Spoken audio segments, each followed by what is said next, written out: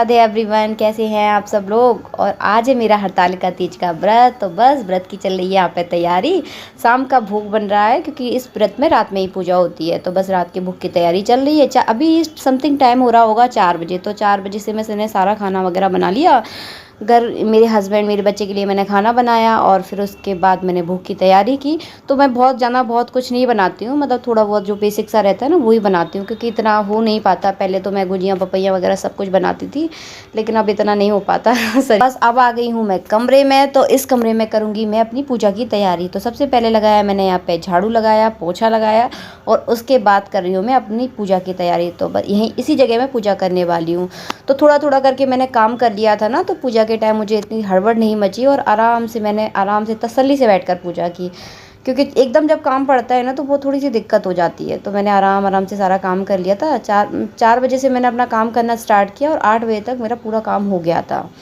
तो यहाँ पे बस मैं अपने मंडप की तैयारी कर रही हूँ। बहुत अच्छा नहीं सजाने वाली हूँ, वैसे बहुत सुंदर मंडप सजाया जाता है, लेकिन बस थोड़ा सा नॉर्मल मैंने अपने हिसाब से सजा लिया था इसको। तो देखिए यहाँ पे बनाई है हमने, बहुत प्यारी मूर्ति बनाई है। हमने नहीं बनाई है, मेरे पति ने बनाई है। तो बहुत सुंदर मूर्तियाँ बनाते हैं, जितनी तारीफ़ की जाए उतनी कम है। देखिए कितनी प्यारी पार्वती माता बनाई है। तो तीज के व्रत में ना शिव जी के पूरे परिवार की पूजा की जाती है, इसलिए पूरा परिवार यहाँ पर बनाया जाता है। तो आज इस पूजा में करेंगे हम अभिषेक, और अभिषेक ही का बहुत ज़्यादा महत्व है इस पूजा में। तो बस वही करती हूँ। शुरू का एक पूजा में जो पहली पूजा होती है ना 8 बजे वाली, उस पूजा में कर लेते हैं हम अभिषेक, और बाकी जो 3 पूजा होती है उसमें नॉर्मल जो बेसिक सी पूजा होती है शिव जी की, वो हम कर लेते हैं। तो यही रहता है। तो बस यहाँ पर चल रही है तैयारी, धीरे धीरे थोड़ा थोड़ा करके मैं अपना काम कर रही हूँ। सब मंडप सजाने के बाद जाने वाली हूँ मैं नहाने, और नहाने के बाद होंगी बढ़िया से तैयार।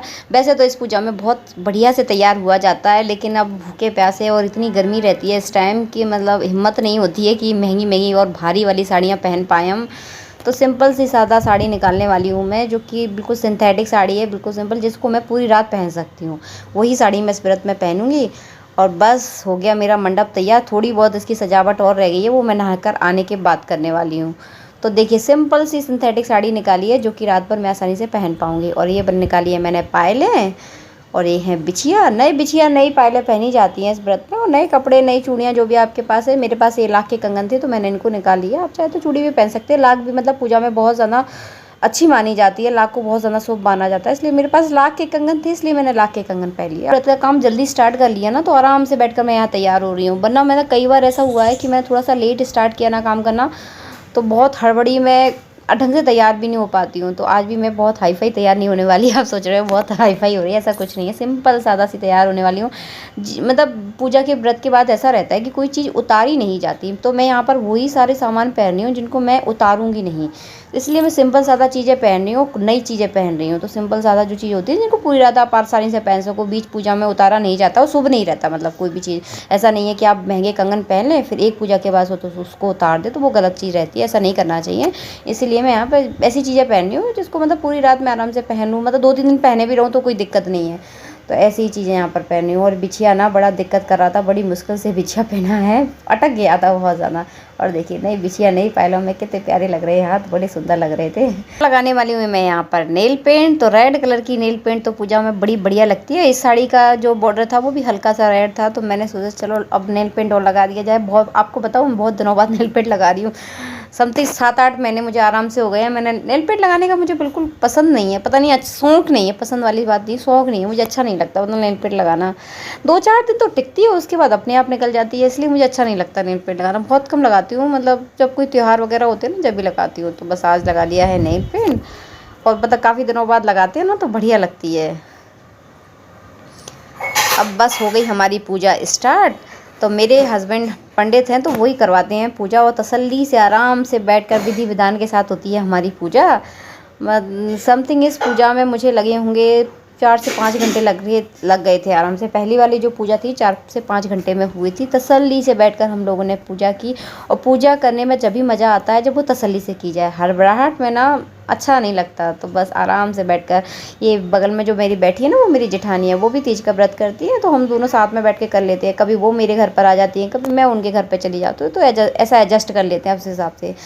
तो हमारे यहाँ बहुत सारे लोग तीज का व्रत रखते हैं, मेरी नंदे भी रखती हैं, लेकिन अभी क्या कोरोना के चक्कर में एक दूसरे के यहाँ आ जा नहीं पा रहे हैं। वो अपने ससुराल है, वैसे क्या एक ही जगह हम लोग आ जाते हैं और फिर बहुत मस्ती होती है, बहुत बातचीत होती है, अच्छा भी लगता है। इस तीज के व्रत में बहुत सारी बातें करने के लिए मिलती है।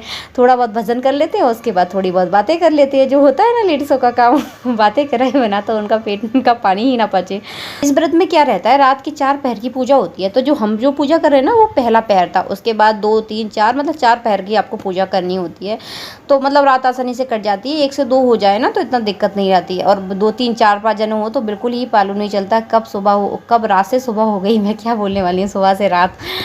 तो बस देखिए हो गई हमारे भगवान की पूजा, वस्त्र वगैरह चढ़ा दिए हैं। इसके बाद हम बेलपत्र वगैरह चढ़ाएंगे, फूल वगैरह चढ़ाएंगे, और बड़ा ही अच्छा लगता है मुझे शिव जी की पूजा करना। मतलब अंदर से मुझे बहुत अच्छा लगता है, मन को तसल्ली हो जाती है पूजा करने के बाद। और दीपक जरूर जलाया जाता है। इस व्रत में क्या है, पूरी रात आपको दीपक जलाना है। जो आपने देख रहे हैं ना, वो हमने जुगाड़ की है, जुगाड़ करके दीपक जला लिया है। तो इस तरह अब चलो, बस सुबह पूजा करने के बाद बस होता है सुबह विसर्जन किया जाता है। तो व्रत में पता है सुबह कब हो जाती है मालूम ही नहीं चलता है। तो बस सुबह होने के बाद बढ़िया हमने नहाया और अच्छे से बढ़िया कपड़े पहन लिए, साफ़ सुथरे कपड़े पहने जाते हैं। उसके बाद किया जाता है विसर्जन, और जितना भी बेलपत्र वगैरह, केले के पत्ते वगैरह है ना, ये सब कुछ सराया जाता है। तो बस इसके बाद हम करेंगे विसर्जन। तो देखिए सब कुछ हमने इकट्ठा कर लिया, अब आ गए हम इसे सिराने के लिए। आप किसी नदी में भी जा सकते हैं, नहर में भी जा सकते हैं, आपके आसपास कुआं हो तो उसमें भी डाल सकते हैं।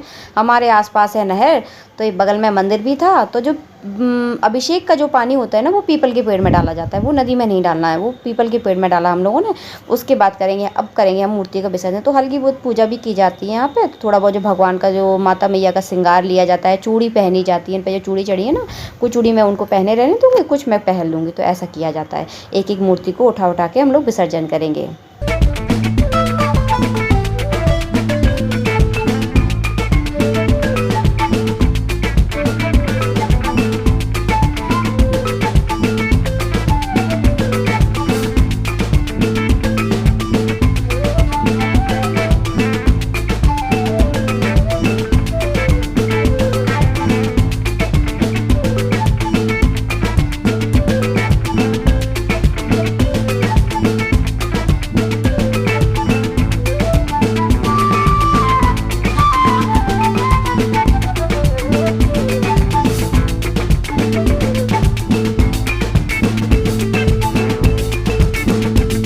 मूर्तियों का हो गया है विसर्जन। अब चलते हैं घर, और घर जाकर इतने सारे काम पड़े हुए हैं ना कि देख कर ही घबराहट हो रही है मुझे।